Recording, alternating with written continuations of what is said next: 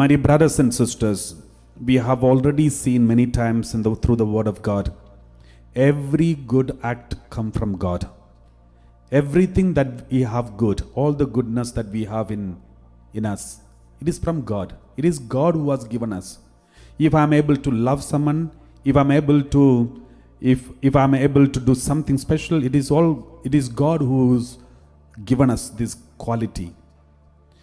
Even alms giving is also a gift of God. God has given us this gift. But there is something special. When you do alms giving, it is not that not only you receive from God, you're also lending to God.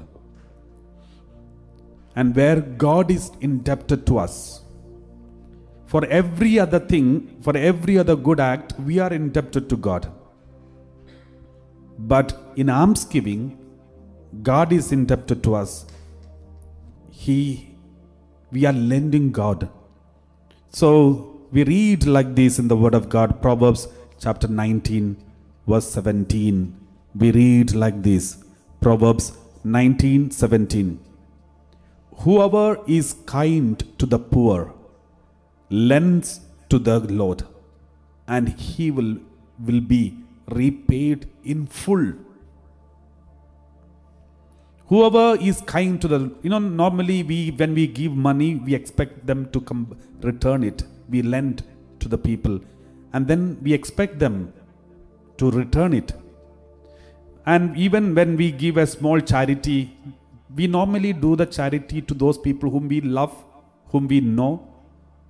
At least those people who will show some smile back, something we expect in return.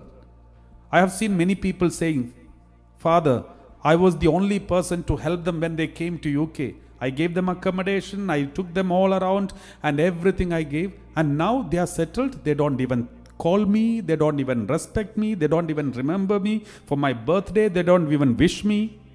What does it mean? All those charities, so-called almsgiving, they did it with an expectation to return it. That is not almsgiving. That is not charity. That is business, investment. You invested something and you expect in return. Many charities today, the so-called charities, are not charity, but it is business, investments. They invest something, somehow expect something back. I have seen many people who are in the developed countries who help those people, family members who are in poor countries, their own family members. And after that, they expect them to call every month, once in a month. When they once in a while when they visit their hometown, they should respect them, honor them, call them. So they expect them to do this in return. If they don't do it, they will proclaim everywhere and say, I was the one who helped them to build the house. I gave them money for the tuition fee of their children. I gave this, I gave that, I gave this. But now they don't need me. They don't respect me. They don't call me. They don't support me. My dear brothers and sisters, you never helped them. You only invested something in business and you are expecting the profit.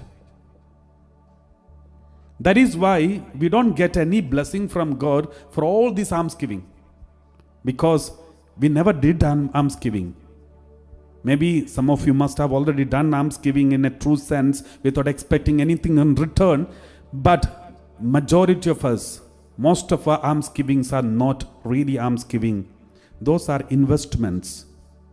Let's examine our conscience and see. The Lord says, give freely. Without making yourself known to them secretly, so that they may not be able to give you in return, and then God will repay in full. Sometimes when we help the people, we want to help those people whom we know, who are very good people, very good to you. Suppose a poor man who shouts at you. Will you ever help that person? Even though you know that person needs some help, we will never. Oh, that person is not a good person. He is an arrogant person. Now, there are so many arrogant people who are really in need of help. Maybe the arrogance is because of their background, the way they were brought up. But we evaluate the person outside based on their appearance and reject them. What does it mean? If I help that person, he will continue insulting me, continue shouting at me. So I'm not going to get anything in return. So better not to help that person. I will help someone else who deserve. What does it mean? We decide who deserve. That means we decide according to the way we are going to get it back.